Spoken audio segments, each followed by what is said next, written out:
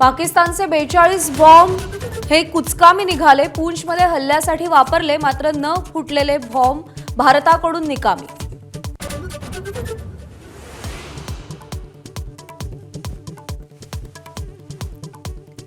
परराष्ट्र व्यवहार संसदीय समितीची आज महत्त्वाची बैठक। परराष्ट्र सचिव विक्रम मिस्री युद्धबंदीनंतरची परिस्थिती आणि ऑपरेशन सिंदूरची माहिती देणार।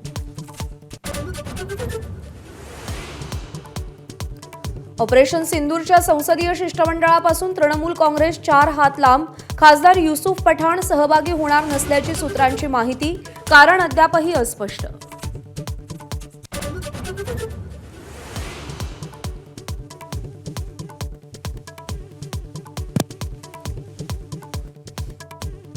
परराष्ट्र मंत्री एस जयशंकर आज 3 देशांच्या दौऱ्यावर रवाना होणार। नेदरलँड, डेन्मार्क आणि जर्मनीच्या परराष्ट्र मंत्र्यांना भेटणार।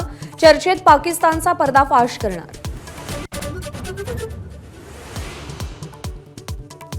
पाकिस्तानसाठी हेरगिरी केल्याच्या आरोपाखाली अटक झालेली ज्योती मल्होत्रा आयएसआयच्या संपर्कात असल्याचा संशय। पाकिस्तानी व्हिसाच्या प्रयत्नात असणाऱ्यांवर आयएसआयची करडी नजर। ज्योती मल्होत्राच्या फोन आणि लॅपटॉपची तपासणी। फोनमध्ये अनेक पाकिस्तानी नंबर सापडले।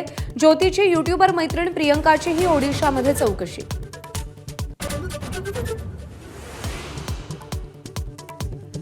मदतीचा पुढचा हप्ता देण्यापूर्वी आंतरराष्ट्रीय नाणेनिधीकडून पाकिस्तानसाठी नवीन 11 अटी। भारताशी वाढत चाललेल्या तणावाच्या मुद्द्यावरही भाष्य।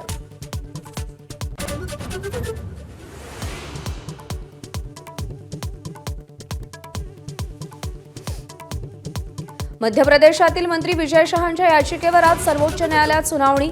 कर्नल सोफिया कुरेशी यांच्यावर वादग्रस्त विधान केल्यामुळे अडचणीत आले।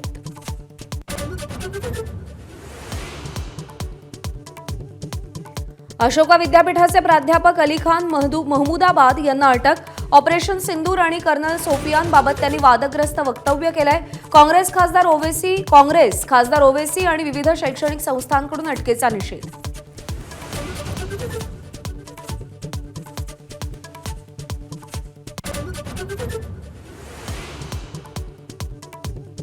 उपमुख्यमंत्री अजित पवार आज बीड जिल्हा दौऱ्यावर। जिल्हा नियोजन समितीची दुपारी बैठक। विविध विकास कामांचं लोकार्पण करणार।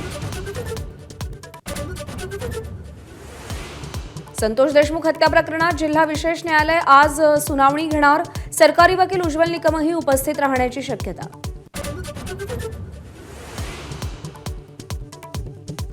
पुण्यातील पुरंदर विमानतळामुळे बाधित शेतकऱ्यांचे प्रश्न मार्गी लावा। शरद पवारांचा पालकमंत्री अजित पवारांना फोन। जिल्हाधिकारी लक्ष घालत असल्याचं अजित पवारांचं आश्वासन।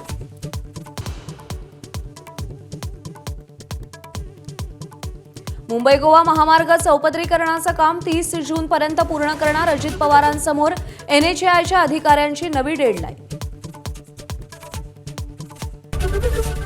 एबीपी माझा, उघडा डोळे बघा नीट।